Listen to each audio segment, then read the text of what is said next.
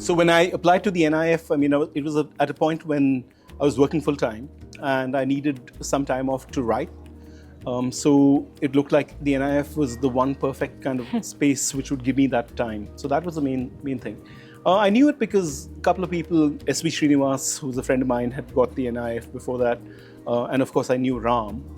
So it was clear that, this was an initiative, and I felt that my project was kind of very much within the ambit of the interests of the NIF.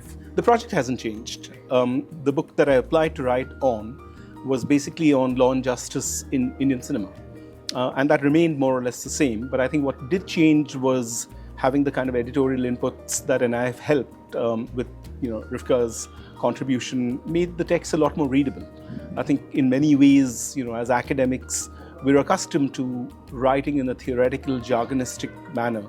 And I think that the editorial inputs really kind of made it a lot more approachable. So the 1 year when I was on the fellowship was crucial for me. I actually managed to do the first draft in that 1 year. And subsequently, after I'd finished it, Ram went through the book once and he gave me a set of, feedback and comments. And then Rivka came on and read the manuscript and then I think made a lot of small stylistic changes which really helped. I think it's still an unapologetically academic and theoretical book, so it certainly isn't a crossover book to my mind. I would have liked to have made it a crossover book and I tried many times to do it, but I just couldn't. So the book begins with a premise which might seem in a way intuitively popular and appealing to a large number of people. The book is called Objection, My Lord. The premise is that as two institutions of Indian modernity, which is cinema and law, they are the two great archives of Indian modernity, but they rarely, in a way, kind of are spoken of in the same breath. But for a large number of Indians, their encounter with the legal system is actually first via cinema, before actually seeing a courtroom. For many Indians, you may not even ever see a courtroom in your life, but you have a very strong sense of what institutions of law and justice are about. So I was interested in this idea of what is the popular legal consciousness. So outside of the high culture of law, which resides in judgments and in orders, rules, statutes, the world of lawyers, there is a world of popular legality, and that world of popular legality has much to tell us in a way about the imagination of post-colonial, histories of law. So that was the premise of the book. Now the reason why it's difficult in a way for it to move from, let's say, being an academic book to a crossover book is it engages necessarily with concepts in legal philosophy.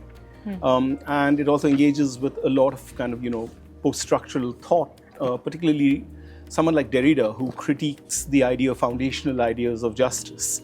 Now, those are very crucial in my reading of Hindi films, but they become very difficult to translate to, in a way, in a non-kind of jargonistic language. I think there are parts of the book which would be extremely popular. So there's a chapter in the book which is on Sholay. And Sholay is, of course, an iconic film that large numbers of people have seen. But I use this scene that was missing in the version that was released because it was the emergency. And it was a scene that basically showed a police officer or a retired police officer taking revenge. So this idea of a vigilante taking law into their own hands was unacceptable during the emergency. So it's a fascinating story to think about the relationship between, ideas of vengeance and justice, which we normally see as being, very different from, let's say, ideas of law and justice. So the transition from revenge to justice is mediated by law. But there's something about the primordial desire to take revenge, which, to my mind, remains in a way a limit of the law. So even though you have a slightly impersonalized legal system where you give up your right to violence, the instinct remains for a large number of individuals.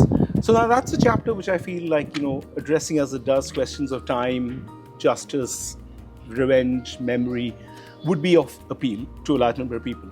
But another chapter which is really dealing with, questions of what I describe as sensorial jurisprudence, which is what does jurisprudence have to say about the senses? Why is it, for example, that justice has to be blindfolded?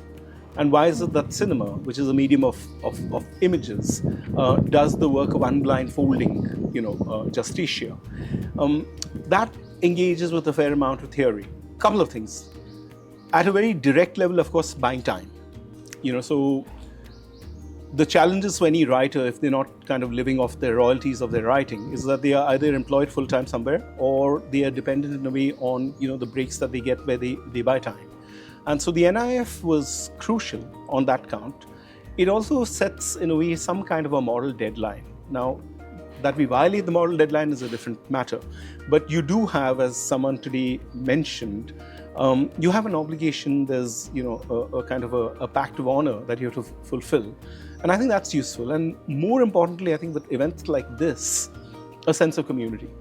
And I think that this is the delicate balance between the solitude needed to write a book versus having a community that, in a way, inspires you. So even coming here, looking at people writing, and you know that you're in exactly the same place as some of them are.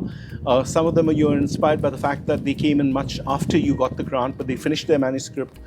So there is a sense, in a way, of having that, mutually kind of reinforcing community that's useful. So there's a writer called Elliot Weinberger, and he was asked once, who do you write for? And he says the only people that you can write for are the ears and the eyes. You don't know who your target audience is. Of course, in a disciplinary sense, I have a sense of who my target audience is. People interested in the history of film, people interested in the history of law would be, naturally inclined towards the book. But my sense is that given how pervasive the imagination of law and justice has been in Hindi popular cinema, the moment I say objection, my lord, people already understand that, right? There are ways in which the entire all the difficulties of the Indian legal system are encapsulated with Sunny Deol's Tariq pe Tariq. So there's a manner in which there is a popular archive of legal consciousness that rests in the way in Indian cinema.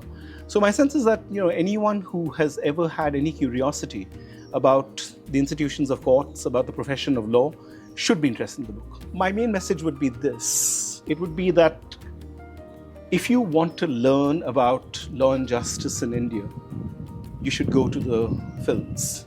But if you want to learn about films, you have no choice but to go to law.